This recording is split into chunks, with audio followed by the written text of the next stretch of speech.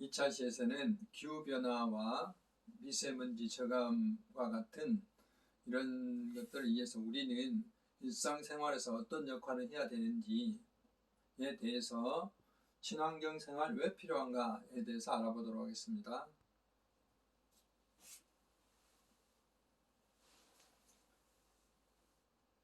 이제 겨울에 접어드니까 벌써 사만사미라는 그 속어가 생각날 정도로 기온이 올라가면 초미세먼지가 어김없이 발생을 하고 있습니다. 제가 이미 미세먼지 시간에 보여드렸던 사진인데 광주의 산익공원의 전망대의 모습이 미세먼지가 없었을 때와 있을 때의 모습이죠.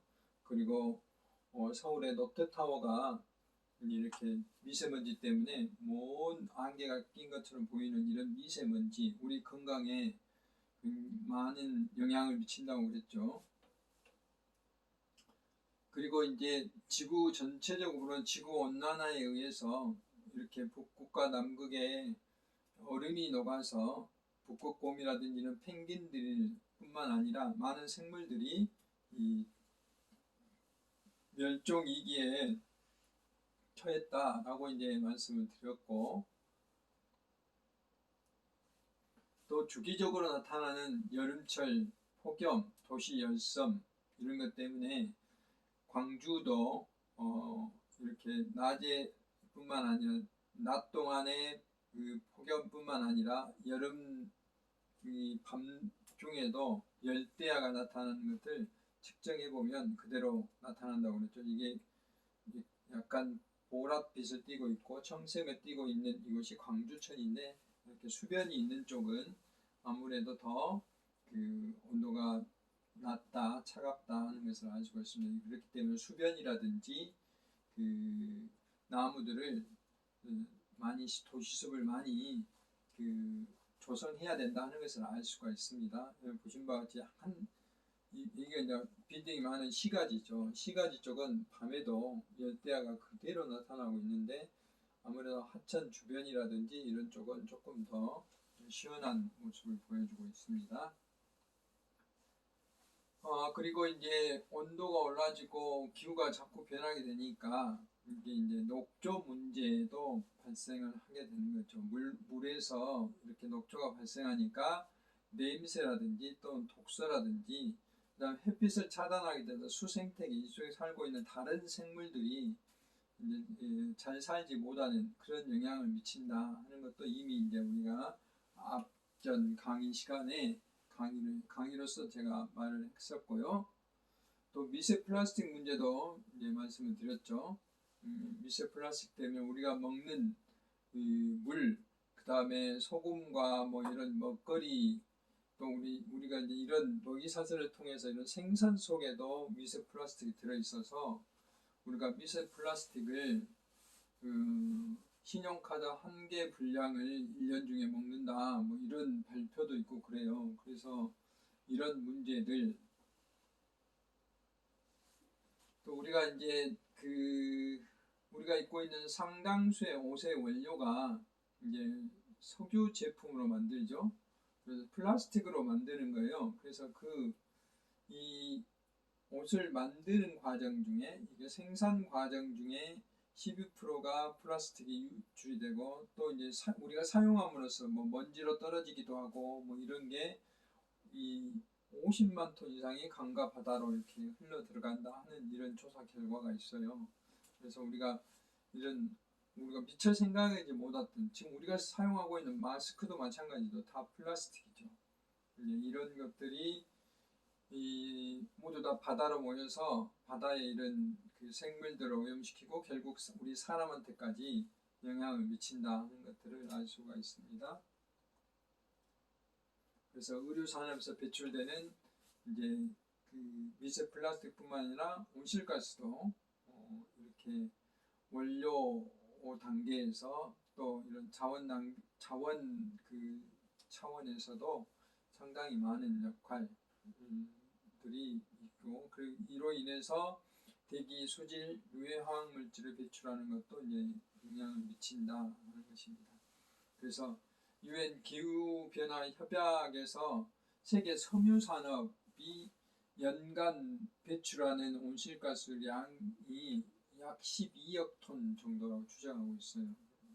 그래서 이런 연구 결과를 보면 우리가 앞으로 이제 옷을 고를 때도 면제품이라든지 이런 것도 조금 심각하게 더 생각을 해봐야 되겠다 하는 생각입니다. 그래서 이와 같이 기후변화라든지 지구온난화라든지 미세먼지라든지 폭염이라든지 미세 플라스틱 어떻게 할 것인가. 우선 가장 큰 것은 세 가지가 있겠죠. 국제적으로 함께 해야 되고, 두 번째 국가 차원에서 노력을 해야 되고, 그 다음에 이제 우리 개인들은 어떤 역할을 할 것인가. 오늘은 주로 지금까지 제가 말씀드렸던 국제 공조라든지 또 우리 지자체라든지 국가에서 할 일은 대부분 다 말씀을 드렸고, 이제는 친환경 소비 생활, 우리들은 어떻게 할 것인가에 대해서 이야기를 하도록 하겠습니다. 이제 미국이 이제 대통령이 바뀔 것으로 보여지기 때문에 국제사회의 공조도 좀 더 잘 될 것으로 이렇게 예상이 됩니다.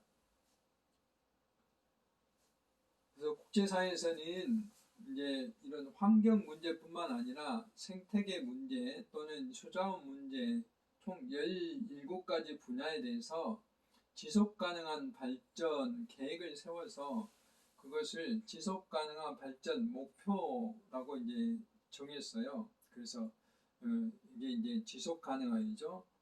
sustainable이라고 그러고 D가 발전, development, 그다음 G가 goals. 그래서 지속가능한 발전 목표. 과거에는 이 development를 개발이라고 했어요. 개발. 그래서 과거에 한 3, 4년쯤에 자료나 책을 보면 지속가능한 개발 이렇게 돼 있는데 이 개발이라는 의미가 좀 파괴적인 개념이 많기 때문에 발전이라는 지속가능한 발전이라는 것은 보전의 의미가 강합니다.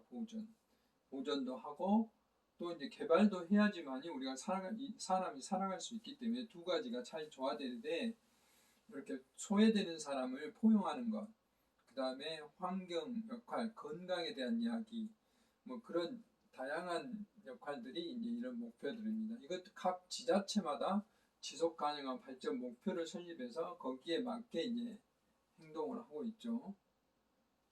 그러니까 우리들이 해야 될 친환경 소비에 대해서 알아보도록 하겠습니다. 단순히 말하면 전기 플러그 뽑기 안 쓸 때, 그 다음에 음식도 명절 때라든지 또는 뭐 제사를 지낸다 했을 때 과거처럼 우리가 이제 못 살 때는 음식을 굉장히 많이 준비해서 뭐 이렇게 친척과 나눠 먹고 이웃과 나눠 먹고 그랬지만 지금은 그럴 필요가 없기 때문에 적당량만 준비하자는 것이죠.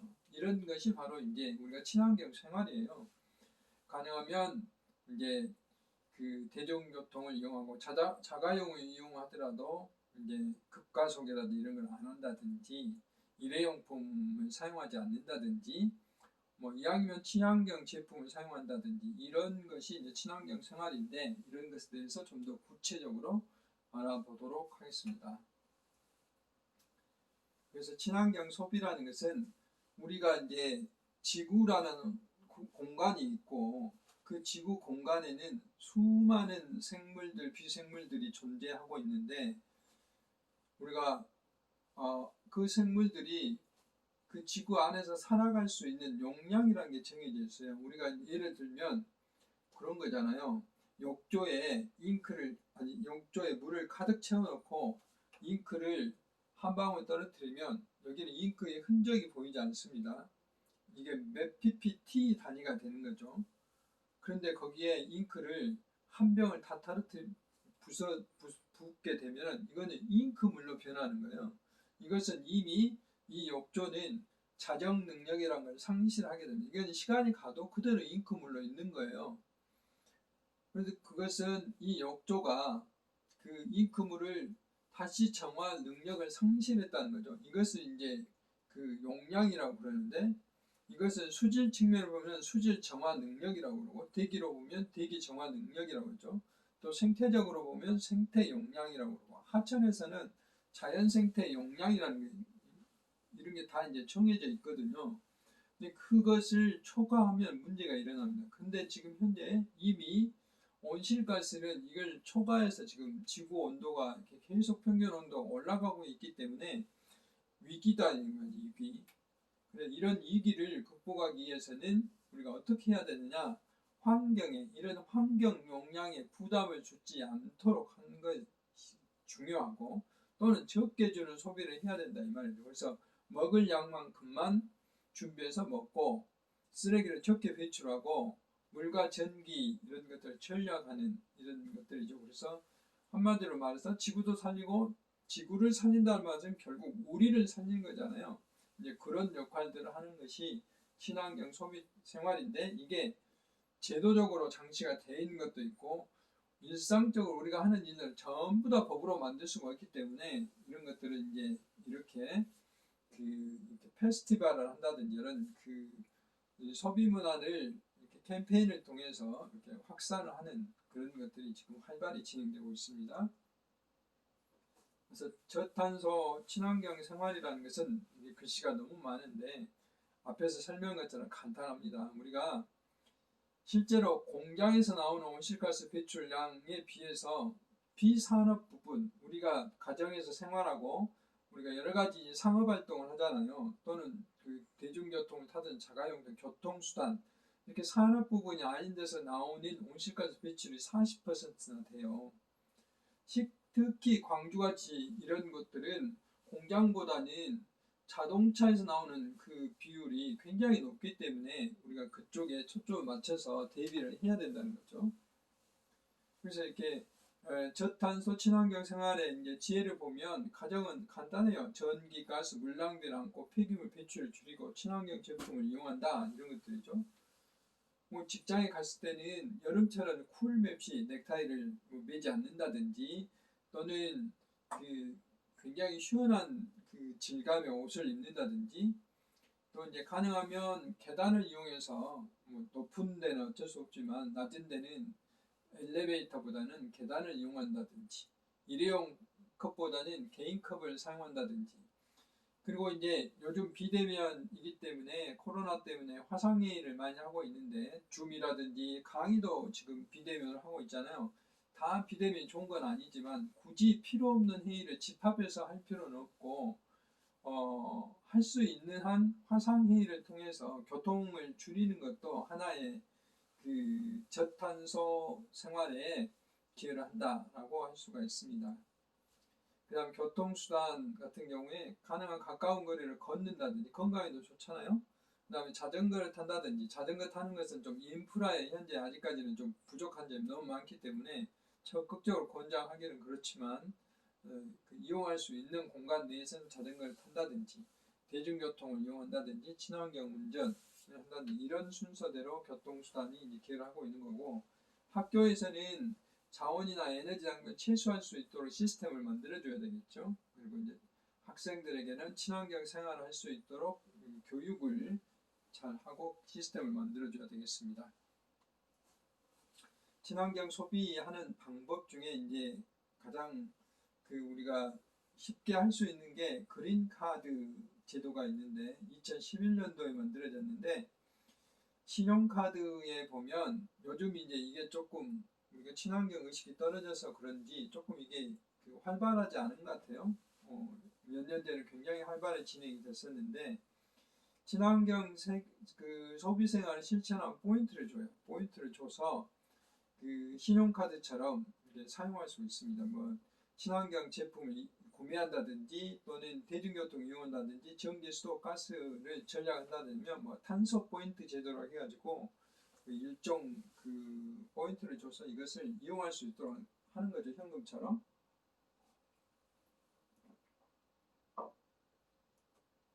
그래서 이제 이런 뭐 캠페인도 하고 그랬죠. 그린카드를 꺼내세요 해가지고 이렇게 유통 매장에서 최대 24포인트까지 포인트를 적립해 준다든지 아까 대중교통 이용하면 최대 20%까지 적립을 해준다든지 또 이런 그린카드를 가지고 가면 이런 공공기관, 국립공원이란 휴양림 또 공공시설물 뭐 박물관이라든 이런 데 할인 또는 무료 입장을 해주는 혜택을 줬고, 탄소 포인트 제도로서 가정 내에 전기 수도가스를 전략을 하면 약 10만 포인트까지 적립을 할 수 있도록 이런 제도들이 만들어져 있어요. 이제 이거는 여러분들이 그 환경부 사이트나 관련 사이트를 찾아서 적극적으로 이용하면 좋겠습니다. 그 다음에 이제 중요한 것은 환경 마크죠. 우리가 이제 친환경 제품, 그럼 이런 마크를 확인해야 되죠. 일반적으로 우리가 폼지를 확인하기 위해서 다양한 용도들을 여러분들이 마트에서 구입할 때 확인을 하는데, 각 제품의 그런 환경성을 개선한 경우에 이런 이제 환경 마크 로고 표시를 해주는데, 이게 이제 절차를 거쳐서 인증을 받는 거죠. 그래서 소비자에게 환경성 개선이 된 제품이다 라고 정보 제공을 해주는 거고, 기업은 친환경 제품을 이게 이제 잘 팔릴 거잖아요. 상품으로서 가치를 높여주기 때문에 더 많이 개발을 하게 되는 거고, 이런 친환경 제품을 생산하게 되는 것이죠. 그래서 이런 것들은 이제 92년도부터 이런 제도가 우리나라에 시행 중에 있어요. 그리고 환경 마크 중에는 이렇게 그 재활용을 많이 하는 게 GR 마크라는 것도 있고, 이거는 재활용을 잘 하는 제품을 인증한 거고요. 또 친환경 인증 표지 제도라는 것도 있고, 그 다음에 에너지 소비, 우리 냉장고나 뭐 전자제품 사면 이런 게 다 달려 있죠. 그래서 이것도 이제 다 그 제도로 만들어서 이것을 표시를 하도록 하는 거죠. 이런 것들도 전부 다 친환경 생활을 유도하기 위한 그런, 생산자에게는 친환경 제품을 만들도록 하고 소비자에게는 친환경 제품을 구매하도록 하는 그런 목적으로 만들어진 겁니다. 그 다음에 이제 녹색 매장이라는 것도 지정을 하는데, 이왕이면 소비자들이 이 녹색 매장을 이렇게 봄으로써 여러 가지 이제 영향을 미치도록 하기 위한 것인데, 여기는 친환경 시설 매장 자체를 뭐 태양광을 한다든지 또는 패시브 하우스를 짓는다든지 이렇게 해서 그 탄소 배출을 적게 한다든지 뭐 이런 것이고, 또 친환경성 평가를 할 때는 그런 건물뿐만 아니라 물류, 차량 운영, 차량 배차라든지 또는 그 뭐 우체국처럼 그 전기 자동차로 그 배달 시스템을 만든다든지 이런 것들이죠. 포장을 가능하면 과포장하지 않는다든지, 뭐 직원들 교육을 수시로 한다든지 이런 것들을 3년마다 한 번씩 평가를 해서 지정을 하는 거예요. 이런 매장들을 우리는 녹색 매장이다 하는 것입니다.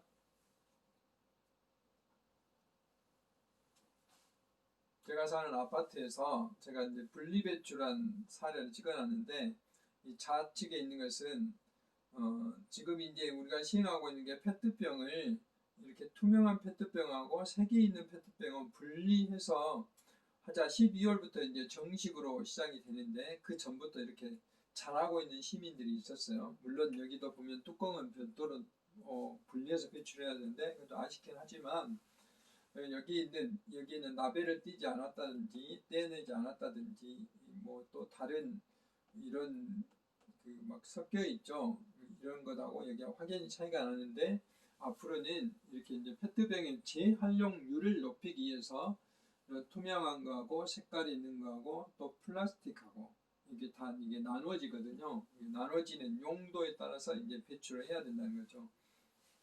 이제 그런 것을 보여주기 위한 거. 이것도 친환경 생활의 하나인데, 이런 것들이 이제 최근에 이야기가 되고 있는 게 바로 자원순환인데, 우리 사회의 모든 경제를 순환 경제로 만든다는 거죠. 이제 버릴 것이 없다 이 말입니다.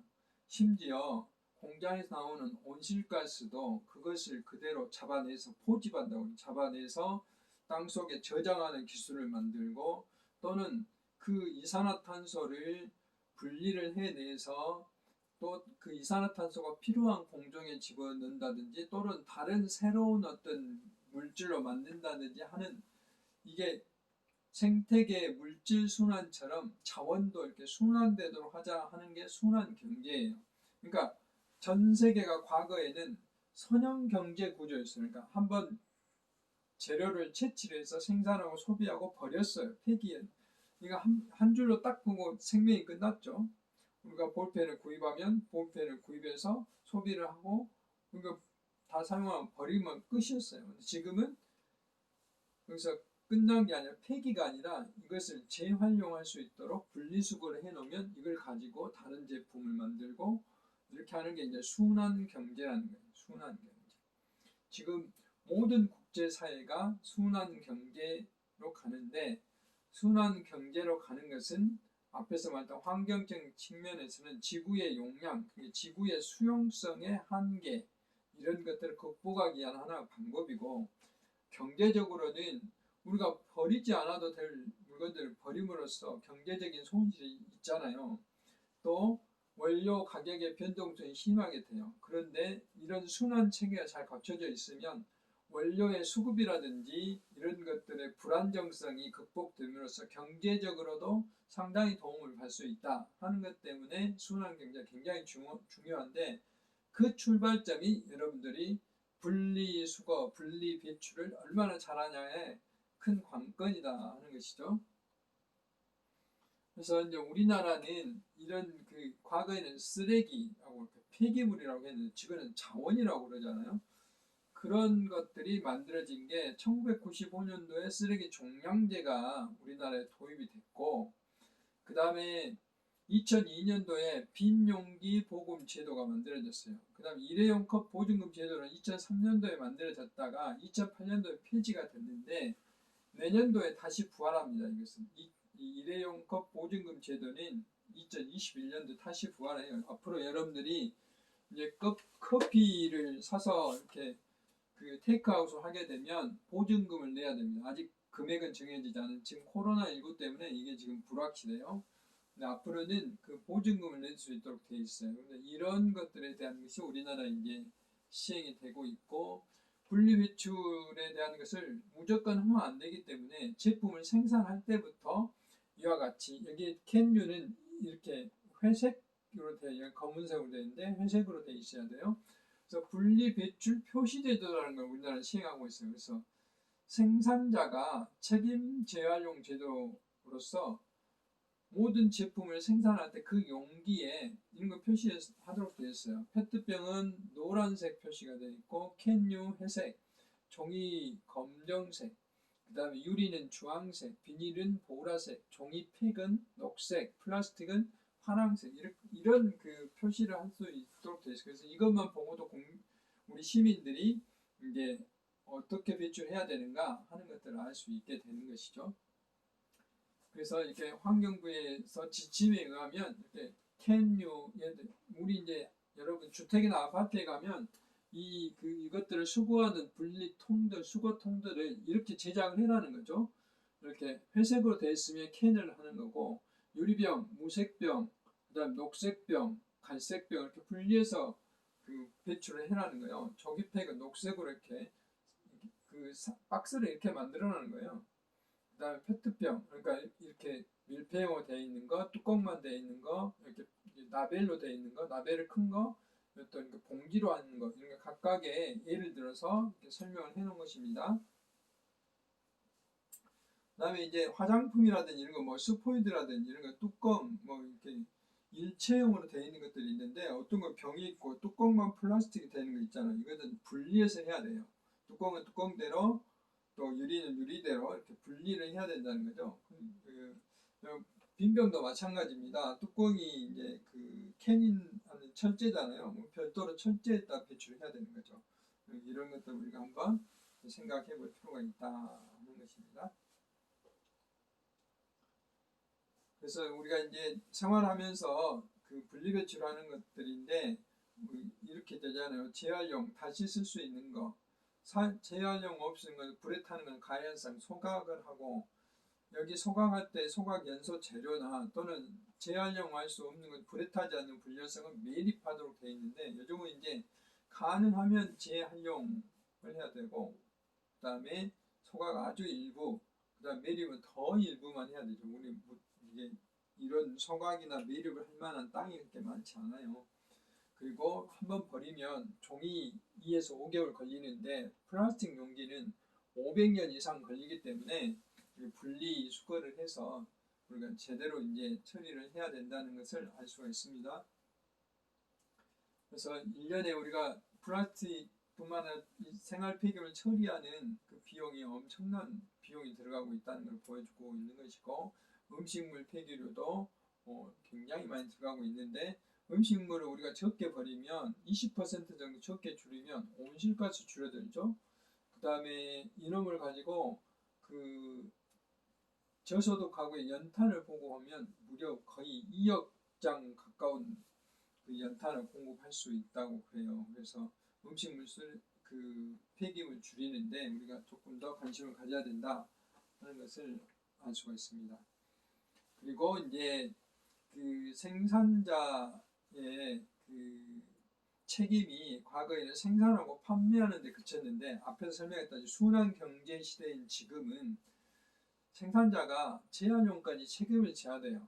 그 비용에 포함되어 있어요. 생산하는 때 재활용을 염두에 두고 용기를 만들고 박스를 만들고, 판매할 때 마찬가지고, 소비자가 이게 폐기를 해서 버렸을 때 이걸 재활용을 어떻게 할 것인가까지 이게 고려를 해서 생산을 해야 된다는 거죠. 그래서 의무적으로 생산자가 재활용을 할 수 있도록 만드는 제품이 12개, 포장재가 4개, 뭐 수은 전지라든지 또 김발장이라든지 이런 것들이 있고, 음식물류, 농수산축산품의 포장지, 뭐 종이팩, 유리병, 금속캔, 뭐 합성수지 이런 것들은 생산자가 생산부터 재활용까지 책임지도록 되어 있다 하는 것을 이제 말씀드릴 수가 있습니다.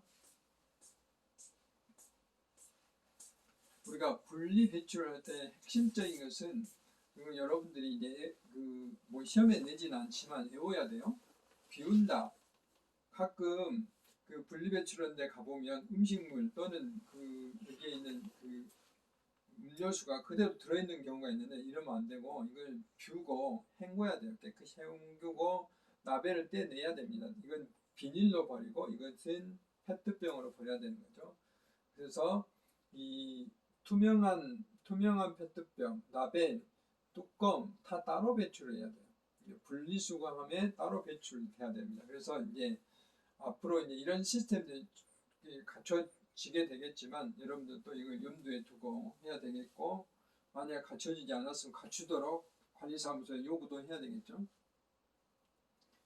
그래서 이와 같이 재활용을 해서 이렇게 어떤 용도로 사용하면, 이렇게 폐기물을 플라스틱 같은 수거를 하면 재생 기술을 이용해서 각종 아이디어라든지 디자인을 발휘해서 새로운 제품들을, 가방을 만든다든지 이런 또 백을 만든다든지, 이런 각종 디자인을 이용해서 스피커 틀을 만든다든지 이런 새로운 제품들을 만들어내는 거거든요. 이런 것들을 우리는 업사이클링이라고 해요. 혹시 여러분 나중에 기업체에 어떤 시험을 보러 가면, 입사시험 보러 가면 그 상식 시험에 나올 수도 있어요. 업사이클링이 뭔지. 이런 것들이 바로 재활용을 하는 하나의 이제 큰 이유가 되겠습니다. 그래서 우리 2차 시에서는 우리가 소비 생활할 때 친환경적으로 이런 여러 가지 지금 지구에서 일어나는 이런 변화들을 우리가 극복하기 위해서 소비 생활을 어떻게 할 것인지에 대해서 말씀드렸습니다. 3차 시에서 또 뵙도록 하겠습니다.